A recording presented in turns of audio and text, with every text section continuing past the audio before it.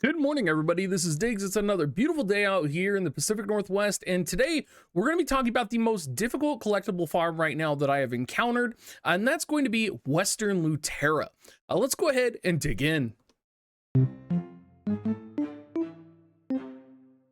Now, first off, before I show you any of the areas that you could potentially farm, I want to save you some time, and I'm going to tell you flat out, just buy the collectibles for this zone. Now, I would also recommend this for Retharmus as well, but there's a specific reason this zone is more frustrating than a lot of the other zones, and the reason for that is there is an exorbitant amount of bots. There's a lot of gill sellers here. There's a lot of bots running around killing the monsters in almost every single camp. So if you can, buy this zone, potentially farm another zone if you need to get gold. Aninka would be a great example to go and farm. You could also farm in North Vern, would be really good, but farm anywhere else except for these areas and buy these drops. Now, if you are dead set on farming in Western Luterra, that's okay. I do have a few locations you can do. First stop, I would check out the raid group camp down here. Specifically, I would focus on this area in the upper left-hand side. The boss for that area is going to spawn there, and he spawns reasonably fast. This is going to be probably the most heavily infested bot area, though, that you encounter. It's a very common bot leveling area. Medric Monastery, if you're wanting to kill one monster and you're wanting to just be left alone, you can kill the golem monster that's right up here near the Makoko seed. He does spawn once every minute or so, but if you're looking to just AFK, kill a monster, build it slowly over time, this would be a good place. I know for me, I like to put my hawk on auto kill, and I just summon my hawk and I just leave my character there. There are two knights that spawn down here in the brigand headquarters. Again, not the best farm down here. You could run around the lake.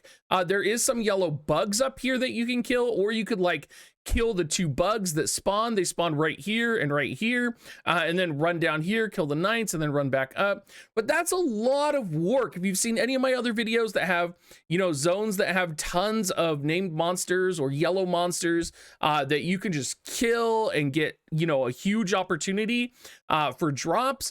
This drop in this zone is very scarce. Bilbrin Forest probably has the best drop, and that's in the Red Hand Garrison. It's going to be right around here. There's like three or four captains that you can kill, and they spawn within a relatively close distance.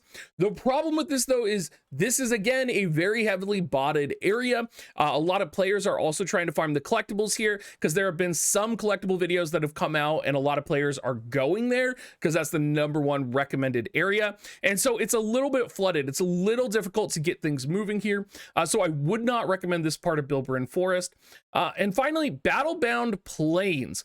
If you are in a situation where you need to do Battlebound Plains, honest to God, go to another zone and farm it. Like, go to another zone, farm collectibles, sell those collectibles, and buy the collectibles for Western Luterra. Like, Western Luterra is literally the worst zone besides Retharmus, I would say. Even Udia is easier almost, but Udia's kind of just as bad. But really, like, those are kind of your options. I think out of all of them, my favorite so far has been in the Medric Monastery, either the Golem or the Knights down here.